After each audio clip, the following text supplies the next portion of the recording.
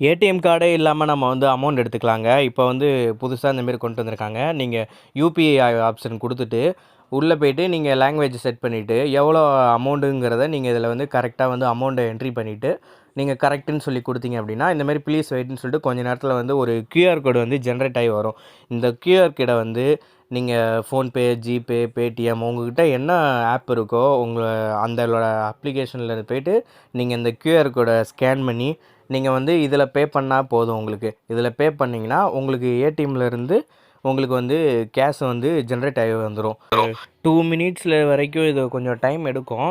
ஒரு 1 ஆர் 2 மினிட்ஸ்ல வந்து லோட் ஆகி இந்த மாரி நம்ம பேமெண்ட் பண்ணதுக்கப்புறம், அது வந்து அந்த ஏடிஎம்ல வந்து வெரிஃபை ஆகும். வெரிஃபை ஆகி ஸ்கேன் ஓகே ஆனதுக்கப்புறம், இந்த மாரி உங்க டிரான்சாக்ஷன் வந்து ப்ராசஸ்டுன்னு சொல்லி வந்துட்டு, கீழ உங்களுக்கு அடுத்த ஒரு 1 மினிட்லயே வந்து உங்களுக்கு வந்து கேஷ் வந்து எப்பயும் போல நம்ம ஏடிஎம்ல எடுத்தா எப்படி வருமோ, அதேமாரி கேஷ் பாக்ஸ் வந்து ஓப்பன் ஆயிரும்.